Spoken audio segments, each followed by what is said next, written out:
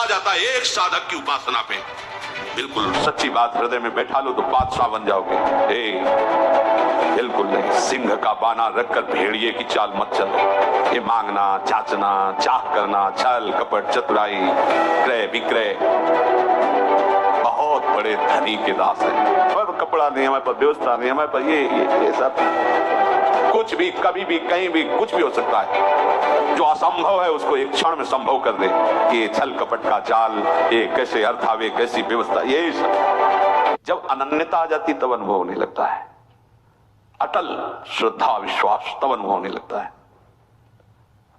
अमीर खुसरो जी एक नियम लिए हुए थे, अपने गुरु के सिवा किसी का स्पर्श न करना। उनको कोई स्पर्श करके चला जाए बात, वो अपनी तरफ से किसी को स्पर्श नहीं करता, केवल गुरु चरणों का स्पर्श।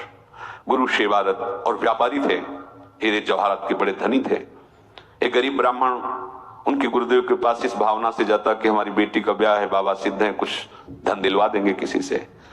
बाबा बेटी का ब्याह है, कुछ धन की आकांक्षा है, परसों आना। चलो ठीक, परसों आए। बाबा आपने कहा था परसों, अरे पादुका ले जा पादुका। अब महात्मा का आदेश, पादुका उठाई। अब संत की पादुका तो सर पे रखी, पर सोच रहा था कि पादुका से क्या होगा, मुझे तो अर्थ चाहिए, भोजन खरीदना है, स्वागत के लिए व्यवस्था करनी है। बाबा ने पादुका दे के फुसला दिया, पर कुछ तो होगा, सिद्ध संत है, अगर पादुका दी कुछ तो होगा, सोचता ही जा रहा था।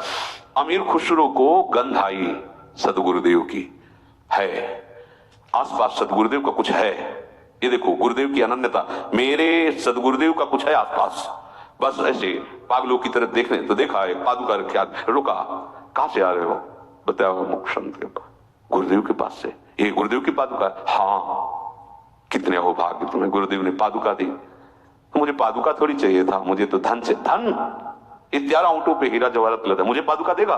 तो ले लो, बोले ले जाओ, मैं नौकरों सही थी, सब ले जाओ। गए पादुका, गुरुदेव पादुका लाया। अच्छा रखते, कितने की? 11 ऊंटों में। हाँ सस्ता, सस्ते ले लिया, चलो।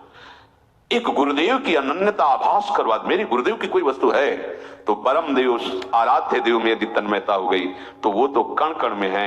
उपासक के हृदय में अनुभव मेरे प्रभु है, जैसे प्रहलाद जी को मेरे प्रभु है, यही है, मेरे पास है, उसको अनुभव में आता है। अगर दिखाई नहीं दे रहे तो फिर उनको शिकायत करता है, छुपा छुपी का खेल मत करो, मुझे आभास हो रहा है, हो यही हो, हटाओ ना ये पर्दा, हटाओ और बेपरद मेरे आंखों के सामने आओ, तुम हो, मुझे पता है हो। दूसरा, मेरे प्रभु सर्व सामर्थ्यशाली हैं, ये उसको हर क्षण रहता है। इसीलिए वो ये मांगना, जांचना, चाह करना, छल कपट, चतुराई, क्रय विक्रय बहुत बड़े धनी के दास हैं। बहुत, आप जानते नहीं, वेद नहीं जानते तो आप क्या जानोगे? हमारे स्वामी की महिमा को सही पूछो तो स्वामी भी पूर्ण रूप से नहीं जानते हैं। हमारे स्वामी की महिमा अगाध और अनंत है, इसलिए स्वामी भी नहीं जानते हैं, इतनी अपार महिमा उनकी है। ऐसे स्वामी का आप दासत्व स्वीकार करके भजन कर रहे हैं, फिर आप में अगर विषय धन्यता, भागवतिक धन्यता अलग चीज है, विषय धन्यता, और कपड़ा नहीं हमारे पास, व्यवस्था नहीं हमारे पास, ये सब घटिया बातें उसके हृदय में रहती है, जिसने इस महान प्रभु का दासत्व स्वीकार नहीं किया, केवल नाटक कर रहा है। ऐसे सर्व समर्थ स्वामी का दासत्व, उसको पता है कि प्रभु हमारे सर्व सामर्थ्यशाली, कर तुम अकर तुम मान्यता कर तुम, कुछ भी कभी भी कहीं भी कुछ भी हो सकता है। जो असंभव है उसको एक क्षण में संभव कर दे, मेरा स्वामी ऐसा है। इससे क्या होगा? अन्य भरोसा, अन्य आशा, अन्य बल एक सेकंड में खत्म, क्योंकि जान गया ना सर्व सामर्थ्यशाली मेरा प्रीतम है, उसके गर्भ में वो घूमता रहता है। उसी दिन बाहरी आश्रय, भरोसा, आशा, ये छल कपट का जाल, ये कैसे अर्थ आवे, कैसी व्यवस्था, ये सब आप अच्छे से समझो। जब एक उपासक अपनी सच्ची उपासना में लगता है तो देवराज इंद्र घबरा जाते हैं, त्रिभुवन थर्रा जाता है एक साधक की उपासना पे।